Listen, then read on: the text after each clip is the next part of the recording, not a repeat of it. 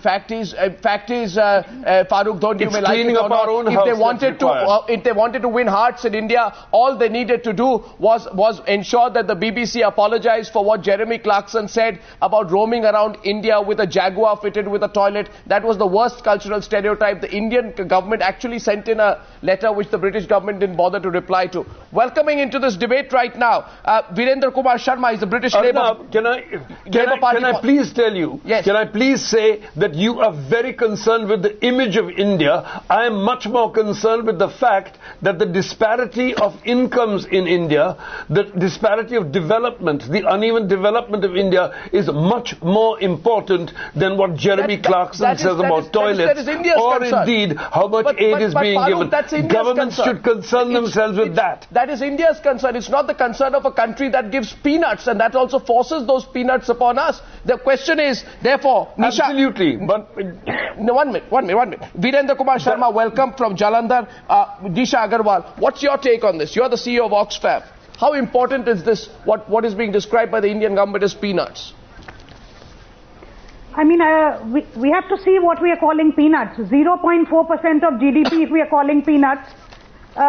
We spend 0.9% on the whole health system. So it's really not peanuts, it's a huge amount. And if you were to ask the 250 million people who are going to bed hungry in India today, I think they would be happy to have those peanuts. British aid is one of the best aid of all countries in the world. It's untied, it focuses on poverty. In India it goes to Bihar, it goes to Madhya Pradesh, it goes to Orissa. These are states with large unfinished agendas on poverty, on inequality, on social exclusion, what is happening to tribal people, what is happening to Dalits there. It's playing a very, very important role there. And I think it's focusing on health systems, on education systems, on empowering communities to demand accountability from the government. So it's not surprising the government doesn't really want that. I think if we want to deliver on inclusive development and not just talk about it, we should be welcoming all kinds of partnerships and saying anybody who wants to come and help us is welcome into this country, because we've crossed some arbitrary threshold of $1,000 per capita, but with rising inequality, with huge pockets of the population not in any way benefiting from the kind of development we've seen in 20 years. And to say this is not about, this is based on commercial considerations. We have a classic situation. This aid is being based on commercial considerations. Linking it. Not development considerations. Has been the best aid provider. No. With completely untied aid in the past. You know, this is somebody making an off-the-cuff remark doesn't spoil the nature of defeat aid. But then tell me, why is the UK stopping aid to Vietnam, Serbia and Iraq? Because they don't have defense deals? Please tell me, why would they, does Iraq not need assistance? No, does Serbia not need assistance? We have a special relationship with DFID, our two countries have a relationship. Aid is one way of lubricating that partnership. Vietnam has a very special relationship with France. They don't need to have a special relationship. But here's a country that has been a historical partner. Why are we giving aid to Africa? Again, to form partnerships. Nisha, 1 minute. And today when we are talking about injustice and so on, these rules of the game are set in the global arena. They are not set domestically. Whether it's the price of healthcare, whether it's trade, whether it's climate change, we need more relationships with the rest of the world. We have 1,000. I'm sorry, I'm going to pull out this figure. We have 105,335 crore rupees as of tonight of unutilized committed external assistance this is not tonight, this is March 30th, 2010. The number would have gone up. So, I do not know what this amount of 200 million which is being linked to a military jet deal. We should just go ahead and reject it. Suhel. No, but Arnab, as you said earlier, I think let's dealing the two issues. Issue one is, does India need aid? I believe it does, because our government does precious little in either deploying the aid or having organizations fit enough to deploy that aid for meaningful development. But should aid be linked to commercial deals? It has been. We may not want it. There is going to be a quid pro quo whether you like it or not. There's no such thing as free aid. The tragedy is that the British politicians have actually succumbed to their own fetish for political, a claim So why by even talking about the fact that we help India, we give India aid, and why the hell have they been ungrateful? So we shouldn't reflect the same gratitude that the British politician today is reflecting on. Virendra Kumar Sharma. Pranab Mukherjee, I take strong objection to Pranab Mukherjee saying the aid is peanuts. I don't think it's a gracious way to accept someone's aid and then rebuke him. Well, what is equally distressing is for a British politician to link that aid one second. Suhel, Emma Boon wants to come in. Yes, Emma. Yes, Emma. Please go on.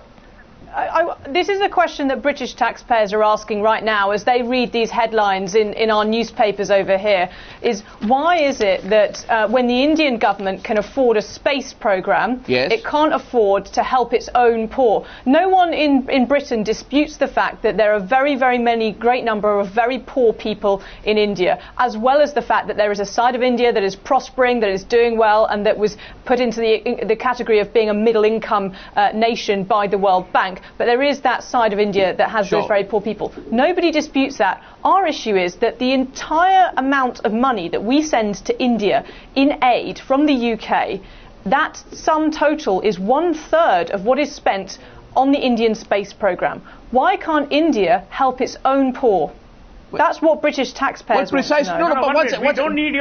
We don't need your dispensation, madam. You know, we don't need you to tell us whether we can take care of ourselves or not. So what we're certainly not looking at is a lecture, either moral or otherwise, on economic theories. The point that we're making is quite simple.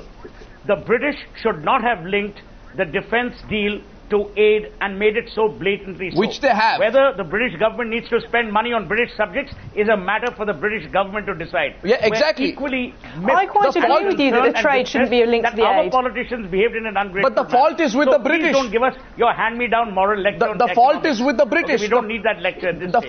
The fault is entirely... I'm not trying to make a moral lecture. I'm telling you this is what British taxpayers... This is the question that British taxpayers are asking. And I quite agree with you that trade should not be linked to aid. Why don't you occupy Westminster instead of St. Paul's Cathedral, since that is busy? Go occupy Westminster and besiege your MPs to stop giving aid and start taking care of British subjects. We're not linking those two. We are saying there are two different buckets. We love the fact, I'm at least as an Indian grateful for all the aid that my country has received from no matter which country. What I do get concerned about is no, hang on. To what is the best security need for selective concern for India is born out of the temptation, Farrukh Dhondy, whether you accept it or not. This selective concern and love for India's poor...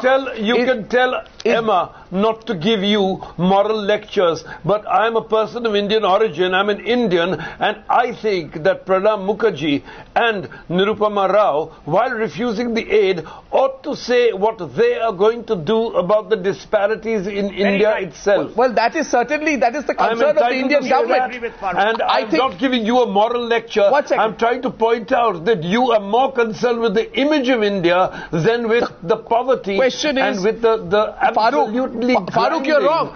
Inequality. Farrukh, you're wrong, because Andrew Mitchell said that we gave the money because we wanted to win the bid.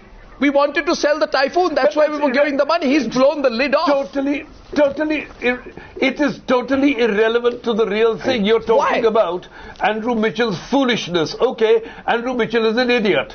Fine. But what about Pranab Mukherjee saying we don't want these peanuts? As I told you, Pranab Mukherjee... you are dishing out statistics. Pranab Mukherjee... You are dishing out statistics. Let me dish out a statistic. There is more money in Swiss banks from Indian capitalists and from corrupt officials than from the rest of the world. Did you know that?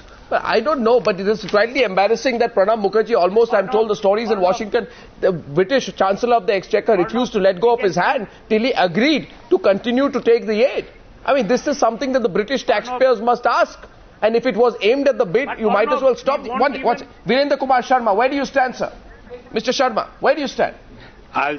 First, it's very interesting what the other panel members are saying. But at the same time, I'm very disappointed the language used by some of the panelists in this program.